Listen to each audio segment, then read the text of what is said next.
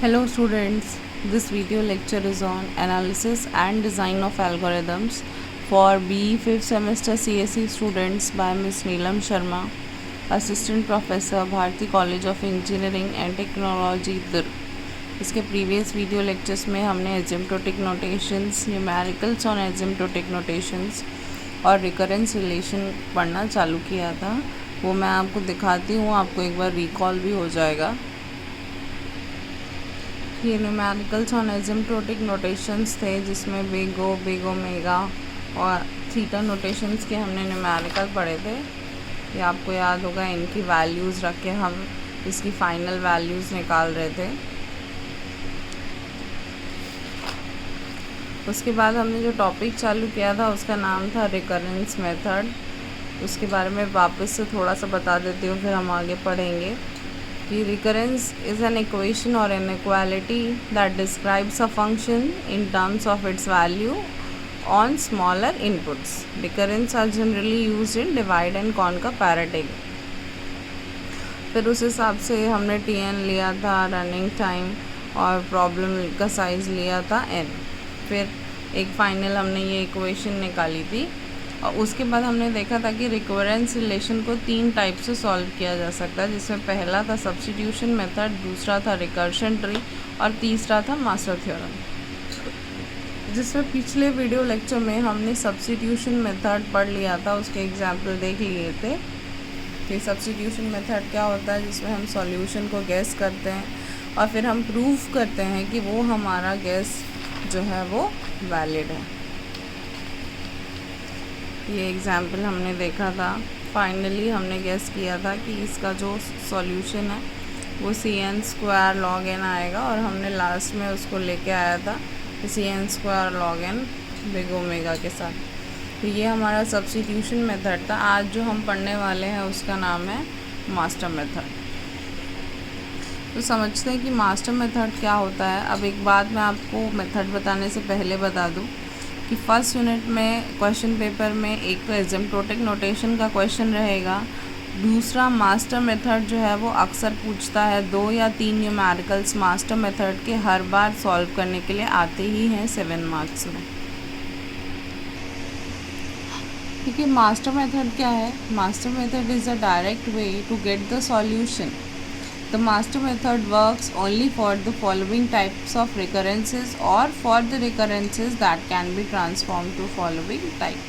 जो master method है उससे हमको डायरेक्ट सॉल्यूशन मिलता है और कुछ पर्टिकुलर इंस्टेंसेस के लिए ही मास्टर मेथड का हम यूज़ करते हैं। तो जैसे कि ये जो एक पर्टिकुलर इक्वेशन लिखी हुई है कि t of n is equals to a Tn/b plus f of n, जहाँ पे a हमेशा 1 से बड़ा रहेगा या इक्वल टू रहेगा और b हमेशा 1 से बड़ा रहेगा। जो भी a और b की वैल्यूज़ रहेगी वो इसके अंडर रहनी चाहिए, तब वो मास्टर मेथड से सॉल्व होगा। अब मास्टर मेथड के अंदर 3 केसेस रहते हैं जिनके बेसिस पे हम वो न्यूमेरिकल सॉल्व करते हैं।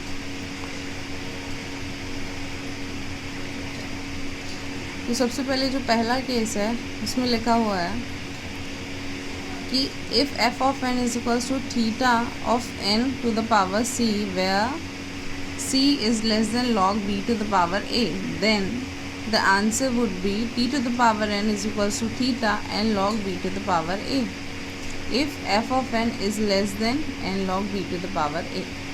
तो जब भी हमको क्वेश्चन आएगा मास्टर मेथड का, उसमें सबसे पहला काम जो हमको करना है वो निकालना है n log b to the power a की वैल्यू। उसके बाद हमको चेक करना है कि जो हमारा f of n है वो उससे बड़ा है, वो उसके बराबर है या वो उससे छोटा है। मैं आपको आगे न्यूमेरिकल में समझाऊंगी ये बात। और तो अगर f of n हमारा n log b to the power a से छोटा है तो हमारा आंसर ये रहेगा। अगर हमारा f of n is equals to n log b to the power a है तो हमारा आंसर रहेगा theta two the power log b to the power a into log n। और अगर हमारा f of n n log b to the power a से बड़ा रहेगा तो हमारा आंसर रहेगा थीटा f of n। तो जब मैं न्यूमेरिकल बताऊंगी इसके तो आपको ज़्यादा क्लियर होगा। इसकी क्वेश्चन समझ लेते हैं। सबसे पहले आपको ऐसा एक क्वेश्चन दिया रहेगा, ठीक है। तो ये वाली जो फर्स्ट टर्म की वैल्यू रहती है वो रहती है ए, एन डिवाइडेड बाय जो भी रहता है वो रहता है बी, और ये जो सेकेंड टर्म रहता है वो हमारा एफ ऑफ एन रहता है। तो सबसे पहले हम गिवन लिख लेते हैं कि ए की वैल्यू 4 है, बी की वैल्यू 2 है और एफ ऑफ एन की वैल्यू एन है। अब हमको सबसे पहले क्या कंप्यूट करना है, N to the power log B to the power A. तो यहाँ पर n to the power log b की वैल्यू है 2 और a की वैल्यू है 4, तो ये हो गया आपका n का स्क्वायर। यहाँ पर क्या होगा, इसको आप लॉग को सॉल्व करेंगे तो आपको 2 मिलेगा। तो ये आपकी जो वैल्यू आई वो क्या आई, n स्क्वायर। तो और f ऑफ n आपका यहाँ पे क्या है, n। तो अब देखिए जो आपका n है वो n स्क्वायर से छोटा है, इसलिए यहाँ पे कौन सी कंडीशन लगेगी, अगर हमारा एफ ऑफ एन जो है वो N log B to the power A से छोटा रहता है, तो आंसर क्या रहता है हमारा, theta N log B to the power A. तो थीटा एन स्क्वायर हमने ये कंप्यूट कर लिया था, तो आपका आंसर क्या आएगा यहाँ पर, theta N square. Next question देख लेते हैं हम। नेक्स्ट क्वेश्चन है हमारा T of N is equals to 2t n/2 plus N. अब यहाँ पे ये जो है वो हमारा a है, ये हमारा b है और ये हमारा f ऑफ n है। तो हमने पहले गिवन लिख लिया, उसके बाद सबसे पहले हमको क्या करना है, मास्टर मेथड से सॉल्व करने के लिए n to the power log b to the power a को कैलकुलेट करना है। तो n log 2 to the power 2, तो ये 1 हो जाएगा, इसकी वैल्यू जो है वो क्या आएगी, 1। तो n टू द पावर 1 करेंगे तो वो n ही आएगा। अब ये किसमें फिट बैठ रहा है, मास्टर मेथड में। तो ये देखिए, अगर f of n is equals to n log b to the power a होगा तो हमारा जो अभी इक्वेशन आया है n is equals to n आया है, केस 2 के हिसाब से आया है। तो केस 2 के हिसाब से आंसर क्या होगा, f of n is equals to theta n log a to the power b into log n। तो थीटा ये b to the power a होगा, थीटा n लॉग n, ये हमारा आंसर आया। अब मास्टर मेथड में एक बात आपको याद रखनी पड़ेगी कि ये जो 3 केसेस हमने पीछे लिखे हुए हैं कि f ऑफ n की वैल्यू ग्रेटर रहेगी तो क्या आएगा, लेस रहेगी तो क्या आएगा, और इक्वल टू रहेगी तो क्या आएगा। तो जब तक इनके इक्वेशंस आपको याद नहीं रहेंगे आप मास्टर मेथड के क्वेश्चन सॉल्व नहीं कर सकते हैं। तो सबसे पहले आपको उसको याद करना पड़ेगा। अब एक और क्वेश्चन देख लेते हैं। T of N is equals to 3t n/2 plus N square.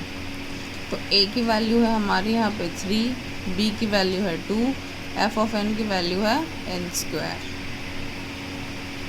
अब n log b to the power a को कैलकुलेट करेंगे तो n log 2 to the power 3। इसको जब हम कैलकुलेट करते हैं तो इसकी वैल्यू आती है 0.903, तो इसको हम कंसिडर कर लेते हैं 1 अप्रॉक्सीमेटली। तो इसीलिए यहाँ पे इसकी वैल्यू जो हमको कंप्यूट करके मिली वो क्या मिली, n। अब यहाँ पे देखिए जो f ऑफ n है हमारा वो ग्रेटर देन है किससे, n log b to the power a से। तो केस 3 लगेगा यहाँ पे, अगर f ऑफ n हमारा n log b to the power a से बड़ा है तो क्या आएगा, थीटा f ऑफ n। इसलिए यहाँ पे थीटा f ऑफ n मतलब f ऑफ n यहाँ पे क्या था, n स्क्वायर। तो आपकी वैल्यू क्या आ गई, थीटा n स्क्वायर। ये हमारा आंसर था। तो मास्टर मेथड सॉल्व करना उतना मुश्किल नहीं है, बहुत ही इजी है। हर बार एग्ज़ाम में 7 मार्क्स के क्वेश्चन ये पूछता ही है, 2 से 3 न्यूमेरिकल रहते ही हैं मास्टर मेथड के सॉल्व करने के लिए। तो बस आपको सिर्फ 3 इक्वेशंस याद करना है कि अगर f ऑफ n बड़ा है, f of n equal to है और f ऑफ n छोटा है, और उसके साथ आपको बस कैलकुलेट करना है n to the power log b to the power a, जिसमें b और a की वैल्यू आपको न्यूमेरिकल में गिवन रहेगी। और उसके बाद जो है वो आपका f ऑफ n से आपको इसको कंपेयर करना है, बड़ा छोटा या इक्वल टू। तो उस हिसाब से आपको उस इक्वेशन में फिट करके अपना आंसर देना है। तो ये कुछ और क्वेश्चंस हैं जो आप घर पर सॉल्व करके ट्राई कर सकते हैं। More questions on master theorem, ये सारे क्वेश्चंस हैं, इनको नोट डाउन कर लीजिएगा आप और इसको सॉल्व करने की कोशिश कीजिएगा मेरे बताए हुए तरीके से। और अगर नहीं बने तो आप मुझे डायरेक्टली पूछ सकते हैं कॉल या मैसेज करके। इसके बाद हम पढ़ेंगे रिकरेंस रिलेशन का लास्ट टॉपिक, जिसका नाम है recursion tree method. A recursion tree is useful for visualizing what happens when a recurrence is iterated. Iteration या आइट्रेशन का मतलब क्या होता है, हम 10 बार 15 बार उस पर्टिकुलर इक्वेशन को हम कंप्यूट करते चले जाते हैं, कैलकुलेट करते चले जाते हैं। तो जो रिकर्शन ट्री है वो उसका विजुअलाइजेशन है। हम अगर किसी मेथड का या किसी इक्वेशन का आइट्रेशन करेंगे तो रिकर्शन ट्री मेथड जो है वो उस चीज़ का विजुअलाइजेशन है। It's diagrams the tree of recursive calls and amount of work done at each call. Recursive call का वो डायग्राम शो करता है और हर कॉल पे कितना उसने वर्क डन किया है ये बताता है रिकर्शन ट्री मेथड। तो एग्जाम्पल देखते हैं। सबसे पहले इक्वेशन दी हुई है T of N is equals to 2tn/2 plus N square. तो यहाँ पे ट्री जैसे कि नाम है इसका रिकर्शन ट्री, तो जब भी हम कंप्यूटर साइंस में ट्री की बात करते हैं तो हम बाइनरी ट्री जानते हैं और जनरली हम वैसा ही ट्री फॉर्म करते हैं इसमें भी। तो सबसे पहले इसमें ये देखते हैं कि सेकेंड टर्म जो होता है वो रूट नोड होता है। तो ये हमारा फर्स्ट टर्म है और ये हमारा सेकेंड टर्म है। तो जो सेकेंड टर्म होता है वो हमारा रूट नोड होता है। तो यहाँ पे n स्क्वायर हमारा रूट नोड है। अब दूसरी इम्पॉर्टेंट चीज़ जो है, जैसे अब मैं पहले आपको ट्री दिखाती हूँ कि सबसे पहले हमने n स्क्वायर लिखा और उसको 2 पार्ट में डिवाइड किया। अब 2 ही पार्ट में डिवाइड क्यों किया, इसका रीज़न ये है कि यहाँ पर 2 लिखा हुआ है। अगर यहाँ पे 3 लिखा रहता तो हम 3 पार्ट्स में डिवाइड करते, यहाँ पे 4 लिखा रहता तो हम 4 पार्ट्स में डिवाइड करते, पर यहाँ पर लिखा हुआ है 2, इसलिए हमने इसको 2 पार्ट में डिवाइड किया। अब किसको डिवाइड करना है वो ये बताएगा आपको। ये जो वैल्यू यहाँ पर दी हुई है n/2 उसको डिवाइड करना है और यहाँ पे क्योंकि स्क्वायर है इसलिए हम सबको स्क्वायर करेंगे। तो ये देखिए इसको 2 पार्ट में डिवाइड किया, n/2 का स्क्वायर। अब n/2 किस में डिवाइड होगा, n/4 का स्क्वायर। सिमिलरली यहाँ पर भी, फिर यहाँ पर n/8 का स्क्वायर, फिर यहाँ पे करते तो n/16 n/32 and so on, ये ऐसा चलता चला जाता। तो ये जो है वो फर्स्ट लेवल है, ये सेकेंड लेवल है, ये थर्ड लेवल है, ये फोर्थ लेवल है और ऐसे बहुत सारे लेवल्स हम इसमें बना सकते हैं। ये जो हमारा लेवल था वो n स्क्वायर का था, ये था n²/2, ये था n²/4, ये n²/8 और आगे आता है n²/16। तो ट्री तो हमने बना ली, अब इसको सॉल्व कैसे करेंगे। तो सबसे पहले लिखा n² प्लस 2 इंटू n/2 का स्क्वायर प्लस 4 इंटू n/4 का स्क्वायर प्लस 8 इंटू n/8 का स्क्वायर प्लस 16 इंटू n/16 का स्क्वायर।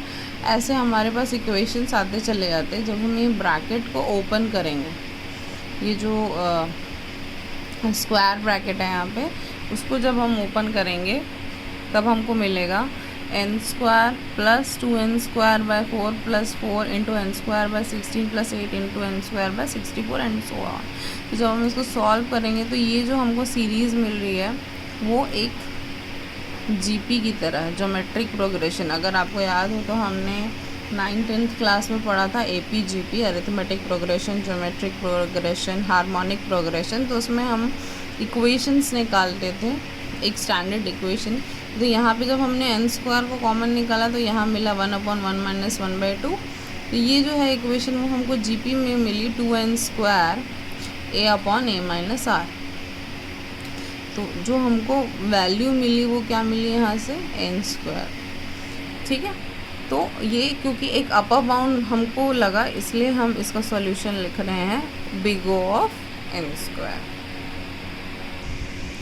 एक और एग्जाम्पल देख लेते हैं रिकर्शन ट्री मेथड का। क्वेश्चन है T of n is equals to 3tn/3 plus n²। अब देखिए यहाँ पे हमको जिसको डिवाइड करना है अगेन वो n² है, मतलब हमको सबका क्या करना है, स्क्वायर करना है। अब हम इसको कितने पार्ट्स में डिवाइड करेंगे, 3, क्योंकि यहाँ पे क्या लिखा हुआ है 3। किसको डिवाइड करेंगे, n/3 को। n स्क्वायर, n/3 सबका स्क्वायर, फिर ये 3 पार्ट में डिवाइड होगा, n/9 n/9 n/9, अगेन ये होगा n/27, फिर n/27 और 3 पार्ट्स में डिवाइड करेंगे, तो ऐसे वो चलता चला जाएगा। तो जब हम इसे सॉल्व करेंगे, n/3 का स्क्वायर मिला, so putting the values of i we can get the upper levels. 3n nodes हमको मिलेंगे, n/3n करेंगे तो 1, log 3n करेंगे तो आंसर मिलेगा हमको। फिर इसको कंटिन्यूसली हम ऐसे सॉल्व करते चले जाएंगे जैसे पिछली बार किया था, पिछले क्वेश्चन में। और अगेन जब हम इसको लिखेंगे तो हमको ये सीरीज़ किस में मिलेगी, जीपी में, ज्योमेट्रिक प्रोग्रेशन में। और ज्योमेट्रिक प्रोग्रेशन के हिसाब से हमारा जो आंसर निकल के आएगा इसका, वो आएगा θn log 2⁻3। तो ये था हमारा रिकरेंस ट्री मेथड या रिकर्शन ट्री मेथड। तो ये हमारा टॉपिक कंप्लीट हो गया है। हमने तीनों मेथड्स पढ़ लिए हैं। ये हम रिकरेंस मेथड पढ़ रहे थे जिसमें हमको 3 मेथड्स पढ़ने थे, सब्स्टिट्यूशन, रिकर्शन ट्री और मास्टर। तो आज मैंने आपको रिकर्शन ट्री और मास्टर पढ़ाया। इसके पहले वाले वीडियो लेक्चर में हमने सब्स्टिट्यूशन मेथड पढ़ा था। अब जो हम नेक्स्ट टॉपिक चालू करने वाले हैं वही मेन है एडा का, जिसका नाम है sorting and searching. Thank you.